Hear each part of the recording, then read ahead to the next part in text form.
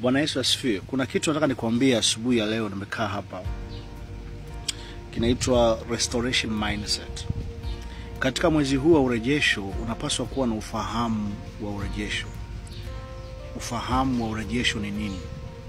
Ufahamu wa urejesho ni akili ndani ya moyo wa mtu ambayo inaona uwezekano wa kurejeshewa kila kilichopotea, au unaona hiyo akili inaona uwezekano wa huyu mtu kurudi kwenye nafasi aliyopoteza.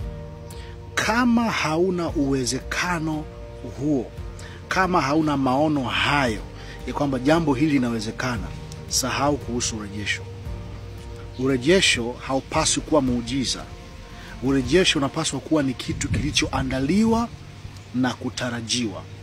Sasa ili uwe na ufahamu wa urejesho kwenye akili yako na kwenye moyo wako, ni lazima jambo la kwanza ujilinganishe maisha ulionayo sasa.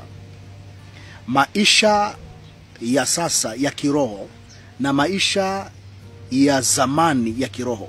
Yaani kile kipindi ambacho unaona ulikuwa na nguvu ya kumsikia Mungu zaidi, na sasa utagundua kwamba kinachosababisha watu wengi tunapoteza ni kupoteza uwezo wa kumsikia Mungu.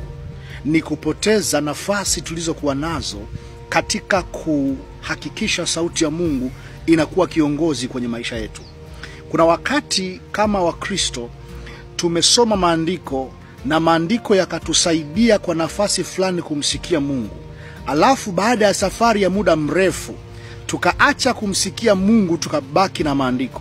Kwa hiyo tutabaki na sauti ya Mungu iliyopita. Hatutakuwa na sauti ya Mungu kwa sasa na kwa wakati ujao. Kwa jambo la kwanza ni kuangalia maisha yako ya kiroho kwa sasa. Kama haujaweza kurudisha nafasi yako kiroho katika ulimwengu wa roho, huwezi kurudisha nafasi yako kimwili katika ulimwengu wa mwili. Hilo ni jambo la kwanza unapotaka kuwa na ufahamu wa urejesho.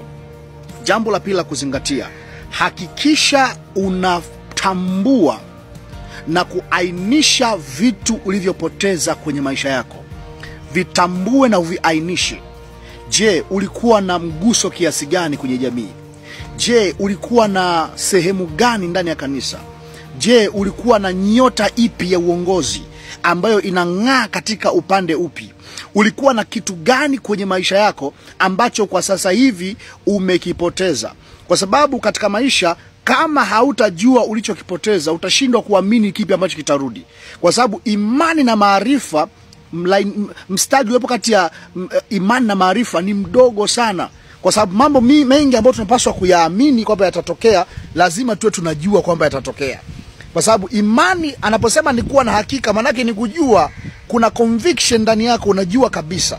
Lakini pia imani chanzo chake ni kusikia neno la Kristo. Mungu anasema nini? Mungu anaongea kitu gani? Ukiweza kujua kile ambacho Mungu anasema kwa habari ya kile ambacho unataka kitokee kwenye maisha yako na ukaamini, manake Mungu yupo kwenye nafasi ya kufanya, kwa sababu yeye anafurahishwa na watu wenye imani tu. Kwa hiyo nikusii, anza kuainisha mambo ambayo unaona kabisa haya nimeyapoteza kwenye maisha yangu. Lakini jambo la tatu, kubali kulipa gharama ya urejesho. Kubali kulipa gharama ya urejesho. Mungu kuna baadhi ya vitu anavihitaji katika maisha yako ili auhusike na wewe katika kuhakikisha unarejeshewa. Ukisoma kitabu cha Nahumu ile sura ya 2 mstari wa 1 na wa 2, utaona nabii Nahumu anaongea na Ninawi kama taifa, anaongea na Ninawi kama mji. Anawaambia watu wa Ninawi, anasema, nyie sikilizeni, yule jamaa ambaye anavunja au avunjae ameshatangulia mbele yenu, yupo usoni mwenu, anataka kuharibu tena maisha yenu. Sasa fanyeni mambo yafuatayo ili Mungu aweze kurejesha. Ukisoma mstari wa 2, anazungumza kwamba kuna mambo ambayo yatakiwa yafanyike, na hayo yakifanyika Bwana atarejesha. Maana mpango wa Mungu ni kurejesha, lakini anataka kuhusiana na wewe katika hiyo safari ya urejesho. anataja pale mambo kama fungeni silaha, fungeni viuno vyenu, shikeni silaha, vaeni silaha zenu, shikeni fungeni viuno vyenu, kaeni tayari kwa ajili ya vita. Kuna mambo manne pale yanazungumza, ndio ukasoma ukaona. Kwa hiyo ukiweza kuwa na mtazamo huu na ukajiandaa, hakuna chochote ulichopoteza katika maisha yako ambacho hakitarejea. Mpaka wakati mwingine utakapokutana na mimi, Mungu atakuwa amekuvusha mahali fulani. Ninakuombea katika jina la Yesu kwamba Bwana akuvushe na akupe neema katika kila eneo la maisha yako. In Jesus mighty name. Mwezi wa urejesho ni mwezi wa kurejeshewa kila kitu ambacho adui shetani aliiba, alichinja na kuharibu kwenye maisha yako. Mungu akubariki sana. Shalom.